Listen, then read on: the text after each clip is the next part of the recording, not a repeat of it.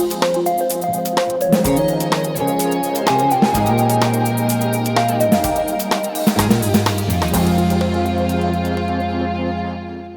right, well, today we're going to talk about North Ventura, a neighborhood in central Palo Alto that's the focus of a redevelopment planning effort. And I'm just so pleased to welcome Gail Price, former member of the Palo Alto City Council and also a member of the Ventura Working Group. Thanks for being here. My pleasure. You know, for such a large effort, I think that probably this is not a common issue that people think about in Palo Alto. So I was wondering if you could start us off by just talking about the significance of the North Ventura Coordinated Area Plan. Sure. This particular area, this subject area, is one of the largest focus areas within the city. And it has been a point of discussion for many different kinds of projects and ideas for many, many years.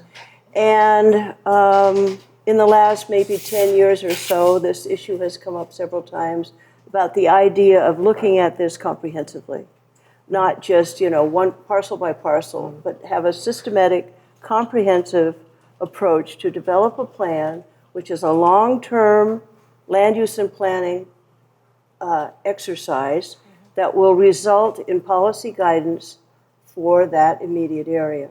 And because of its proximity to transit, proximity to El Camino, and the whole issue of access and mobility and environmental issues, among other things, it has some real significance for the development of the California corridor and for El Camino in the vicinity.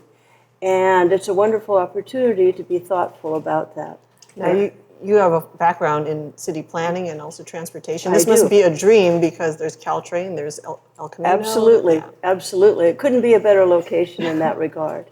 Now, I know one of the goals of this planning exercise is to figure out what the community would like to see in this area and what is possible given economic and zoning constraints. Right. But there's been already some ideas that have been floating in the early months of this effort. What are some of the things that people are talking about, some of the Ventura residents, that they hope to see materialize as part of this planning effort? Absolutely. There's been a lot of discussion. We've had a lot of visioning exercises. And so I'd say the members of the working group speak directly to the issue of a live, work, and play environment that's attractive, that's sustainable, that provides mobility, that addresses the environmental issues. The potential restoration of the creek is one. Reimagining how it looks in terms of design and opportunity. There's been a lot of discussion about the importance of having a range of housing styles, designs, densities that deal with the broader spectrum of housing needs. Affordable housing certainly being one, but a variety of housing types so that there's diverse ethnicity, diverse income, diverse ages have an opportunity to live in housing adjacent to retail services, perhaps mixed use and residential, and it's very close to California Avenue, and as you made the comment before, it's very close to transit. So both El Camino and fixed rail. So it's important. And I understand the live and the play part, because that to me says housing and more like parks, playgrounds, the creek issue. Can you explain what you mean by work? Are people calling for more offices there, or are we more talking about amenities to connect the workers that are already there? I think we're in a transition discussion about this. We're talking about the importance of, many ideas are out there. It's all very conceptual at this point. Live workspaces, incubator spaces. That's an old term, but you know what I'm talking about. Retail shops, cafes, places for entertainment. There would be an artistic and a whimsical element that could be introduced to the broader community because there are a lot of opportunities, and it's important to have people really express the kinds of things they'd like to see, and then all of this goes through all the various machinations and discussion with property owner, with elected officials, with the broader community to come to some general understanding of what the vision is, what the guiding principles are. And these practices and elements are very common in comprehensive plans, specific plans, and precise plans. And so what we're doing is not unusual at all. I think what is challenging sometimes for people is to remind themselves that this is an effort that has a long lifespan.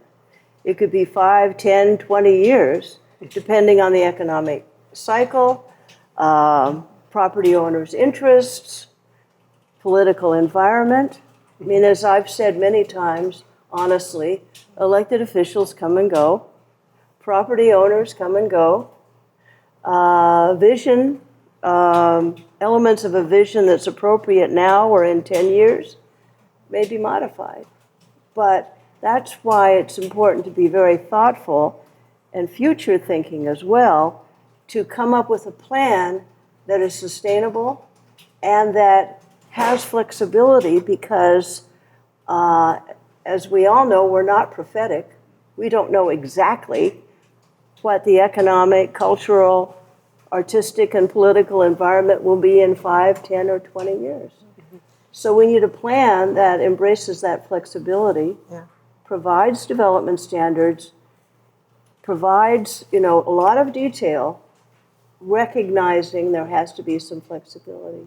So this vision, it's not unusual for a city to look at a specific area of town. I know the SOFA, South of Forest area, Avenue was subject of that, and Mountain View has some plans going. There are several, Mountain View, Redwood City. Menlo Park adopted a couple recently. Yeah, in the last packet, there are lots of references, Menlo Park, et cetera, of the scope and breadth and depth of a precise plan or area plan.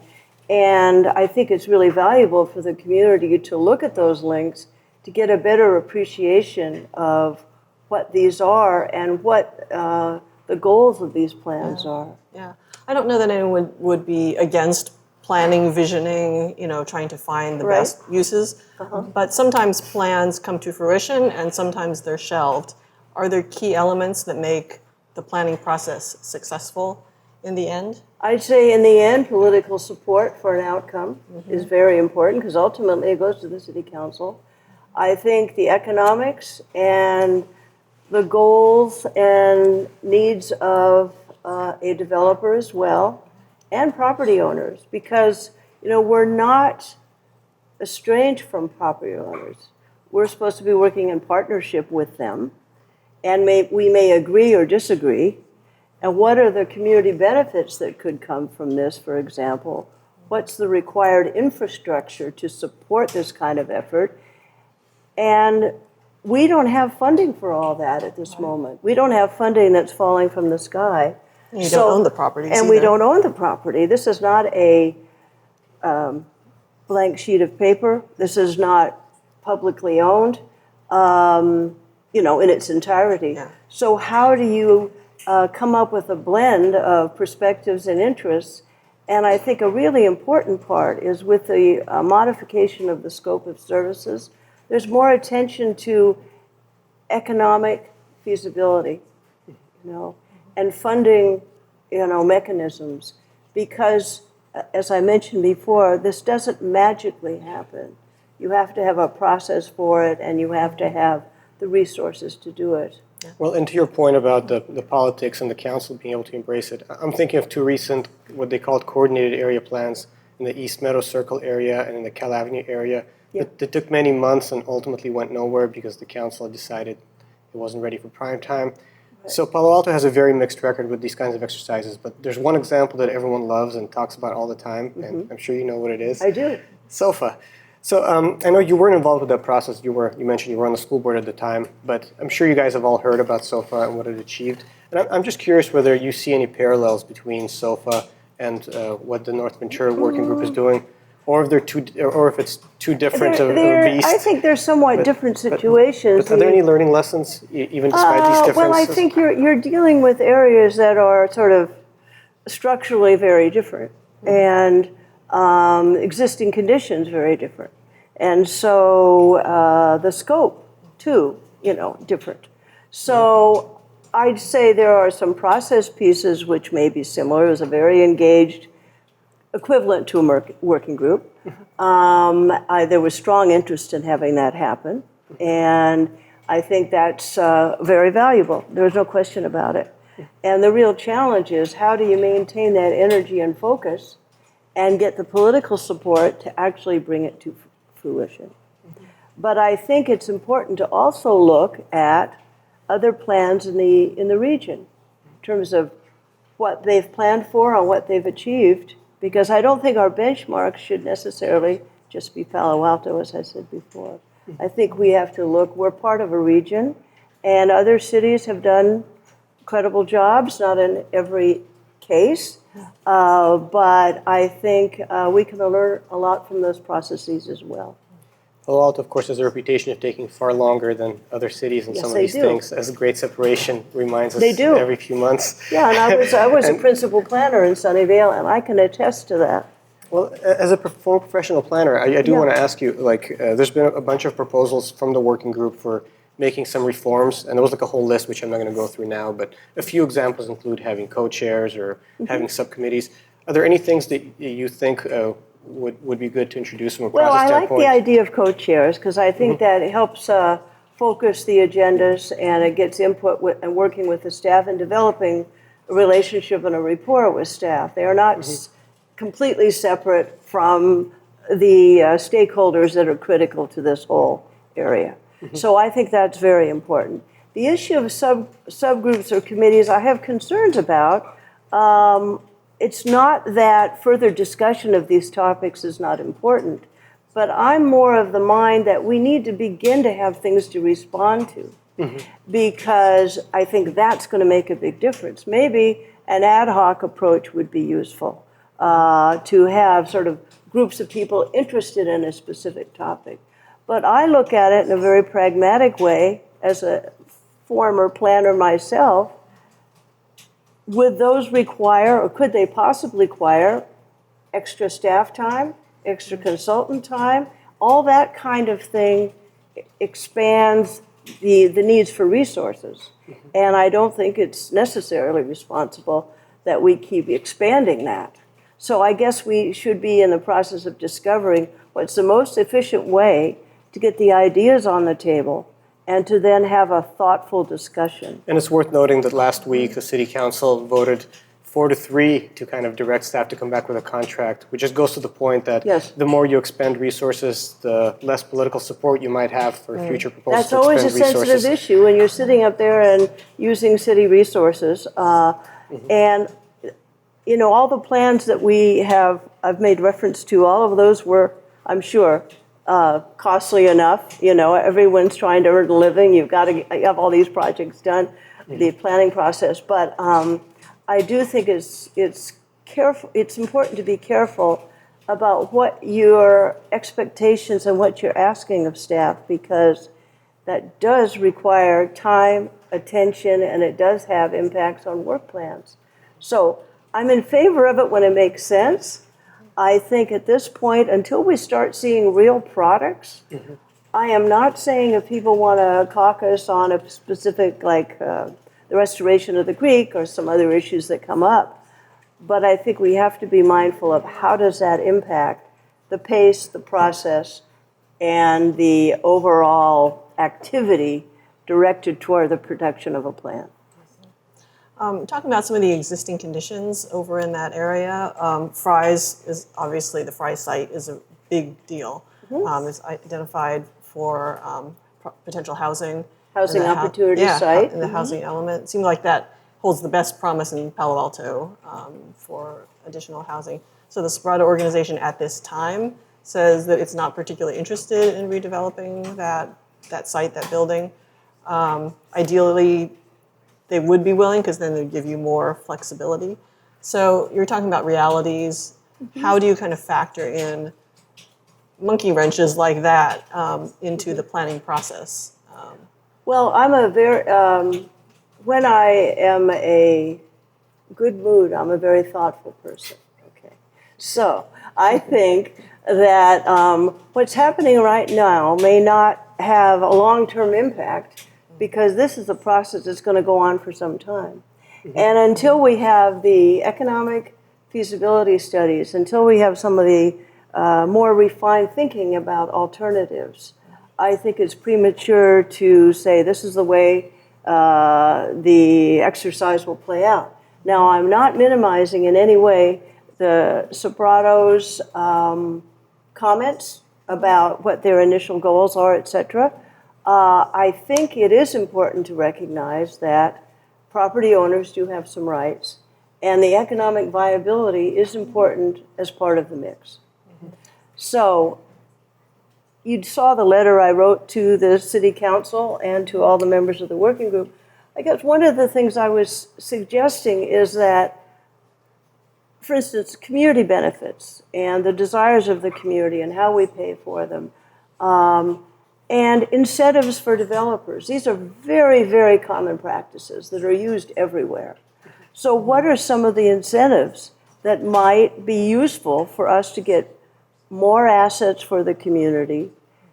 Is it an issue of density bonus? Is it not? Is it, there are many techniques to do this. Well, that discussion is going to get fun once you start talking about It heights is and going density. to be, because we have to know as a group what are the kinds of amenities and community assets we want and expect or need, and then how do you pay for them? It's worth pointing out that this site is zoned for RM30, which is 30 units per acre, and there's like a height limit of, I think, 35 feet in this particular area. Right. But even if it was 50 feet as a citywide limit, it would be hard to plan for the kind of hundreds of units, 221, I believe, that the housing element calls for, without relaxing some things. Well, it seems guaranteed that the zoning is going to have to change based on whatever vision comes out, right? Right. Because you see, the development standards are not set in stone at this moment. So again, flexibility. I mean, I do believe that a lot of traditional zoning practices, and I said that in the letter, are too rigid in some ways. We need to have kind of a bit of a touch of accordion zoning where you have the ability to respond to changing conditions over time. I mean, this environment is not going to be the same in 20 years. The economy might change, but the historic registry probably won't. So, which brings me to canned peaches. Yes. As you know, in March, the consulting firm Page and Turnbull released its report, considering 4 different categories of historical significance for the Fry's building. 3 of them, it decided that the building does not meet. One of them, it decided that it does, having to do with events. Events, criteria 1. And I think it's worth noting that the building itself in this evaluation is not historic. It's changed way too much over time. Right. It's not kind of, so for everybody saying we must preserve this community treasure because it's so historically valuable, that may be, but that's not what the evaluation says. It says it's historical because of events that happened there, which is, it was the biggest cannery in the early 20th century. Right, and cannery business is critical for the region, no question. But that said, there's been a lot of kind of early reaction. I know you're taking the long view, but there's been a lot of immediate reaction from others saying, given this finding, this one criteria of historical significance, the building should be preserved, we shouldn't talk about redeveloping it. Do you see this finding, this historical analysis, to be a major impediment to whatever the plan comes up with for this site? I think it's premature to make that call. I really do. I'm not saying the value of acknowledging historic significance is not really important. I would say we need to look at, that category 1 events issue. We need to look at where was the original cannery, where are all the extensions to the original cannery site. Are there ways to honor the history without preserving everything? Now, I also have noted that the EIR will be, Environmental Impact Report, will be part of this greater process. So there is time to look at how can we honor that significance, not make a premature judgment regarding what it should be. It may be that. Well, then what are the hybrid solutions for the broader area? That's 12 acres, the Fry site. Right. How could that be done in a way that is economically viable, meets the goals of recognizing the history, and not prematurely saying we will preserve everything? Now, I don't want it to appear as if I've made up my mind yet, but as I've said consistently, it's premature to designate outcome, I believe. And I think it's useful to consider that this is a housing opportunity site that was approved as part of a certified housing element. That has value. It's required by state law. And so if we were to suddenly compromise, I'll just use that in a general term, the potential housing yield at this particular site, which is one of the largest sites, then we need to come up with other sites that are also viable. Because you can't shrink, my understanding is, you can't shrink housing opportunity site capacities just because. You really can't. So again, once again, what are the trade-offs? And what is, again, it's hard to compare importance because that gets dangerous because everybody lines up on different parts or in between. We have historic preservation, valid, various ways to do that, and we have a critical housing need. And we're in a region that's going to grow in population and the region that's going to grow in jobs. And I believe that we need to think about environmental issues, climate action plan, public health, and provide housing closer to viable transit. So it's a long way of saying, I think we have a ways to go. And my concern has been that we get overly caught up in the historic preservation firestorm at this stage. That is said in a respectful way. But I think we need to say, how do we look at all these factors, look at the stakeholders, look at the viability, and what really works? So you're saying it's one element out of It's everything one, that's that is exactly, being considered. I at agree, this and I point. think it should be, it's part of the community conditions, is absolutely valid. I understand, you know, I believe it is. It is. There's no question about it. Yeah. I can probably rattle off a lot of examples where historic events have been acknowledged in San Francisco and many, many, many other places, with or without an original structure or building. And again, I'm trying to be open and recognizing that there are a lot of different ways. Like there may be a hybrid solution that meets most of the goals of all the different stakeholders. There may not be. I have a question about housing, but existing housing, and this is just a very basic question. I think whenever people talk about redevelopment, there's nervousness in the air. How do you approach the situation that maybe a vision plan might call for some homes to be removed or some current residents not to be there later on? That's a very common debate and an important debate in city planning and in local government. And there are communities and there are ways in which parts of that can absolutely be addressed, including I'll use the word requirement because there are so many ways you can do this, that there will not be massive displacement, that there'll be a requirement to provide housing within the vicinity or nearby, if feasible or economically viable, so that the widespread displacement of individuals who may or may not have resources to find housing right there. Mm-hmm. And I think that's part of the issue of how can you mitigate change in a way that's not devastating to individuals and families? Because right now we know housing is so tough for all parts of the spectrum, you know, low, extremely low, modest income, middle income. People are moving out of the state.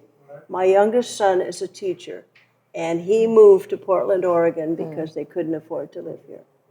And I tell you, I'm on that hill, and I'm going to talk about it, you know? And I'm not alone. This is just a personal example. Yeah. And I think the issue that Jocelyn just mentioned is particularly acute in this area, this part of the city, which has been traditionally more welcoming in other parts to, like, you know, minorities. More, I shouldn't say welcoming, more affordable, you know. Yeah, and I think that's part of its history. It's been more diverse. Yes. So And you that's want part nice of its things, but you don't history. want to gentrify people out of. I agree, and that's part of its history, and that has repeatedly come up, and it makes perfect sense.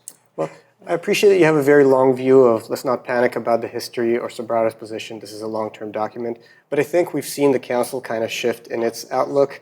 Everybody was unanimous for months and months, but we had a little tension last week, a 4-3 vote, kind of reconsideration, is this money well spent? Do you share any of that kind of newfound skepticism or pessimism, or are you as optimistic now as you were when this started? I think my perspective, I work hard to be hopeful and positive, and I try not to get discouraged by a whole lot of conflict that emerges and that kind of thing. Not to say I don't have opinions. We know this. But the fact is that I think the concern about the expansion of the scope is something that, council members should consider, absolutely.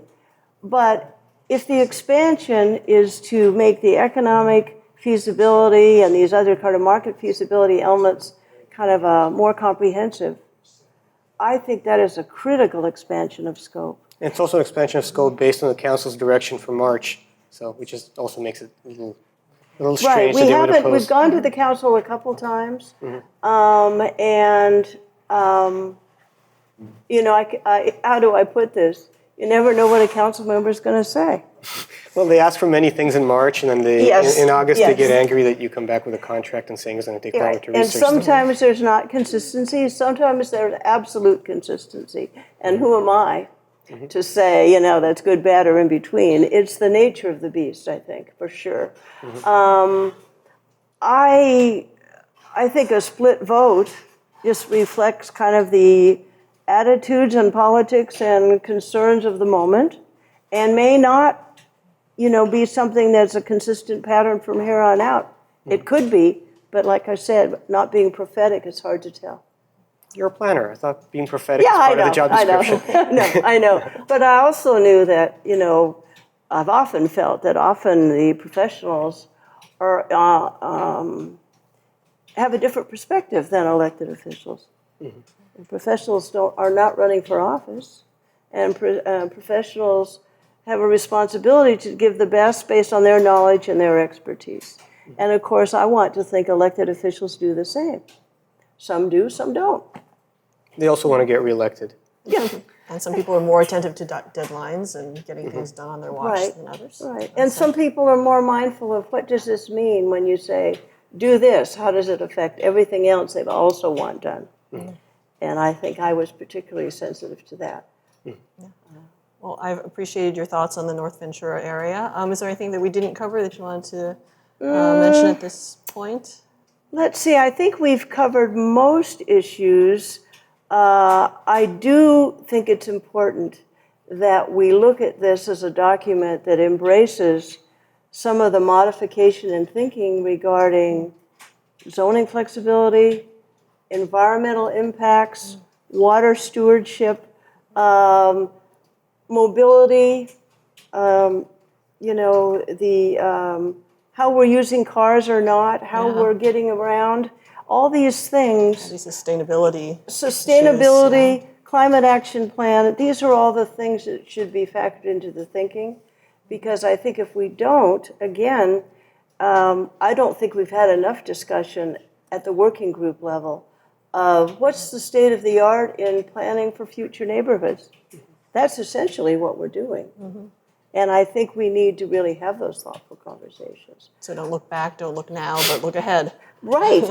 And, just secure the best information you have and try to be as thoughtful as possible. I think it's an exciting opportunity. And I look forward to the discussion. And I'm happy I'm on the working group, and I'm enjoying working with the people. And the consultants, of course. Excited to cover you guys for the next, year, 2 years. Yeah, that's right. It's going to be another couple of years, I think. All right, well, Gail Price, thank you so much for being with My us. pleasure. Thank you. That wraps up this edition of Behind the Headlines. If you think there are people who would like to know about this topic, would like to hear this discussion, you can go below and hit the share button and get that link to share it on social media or email. And to keep up with reporting on this topic and other Palo Alto news, go to paloaltoonline.com. We'll see you next week.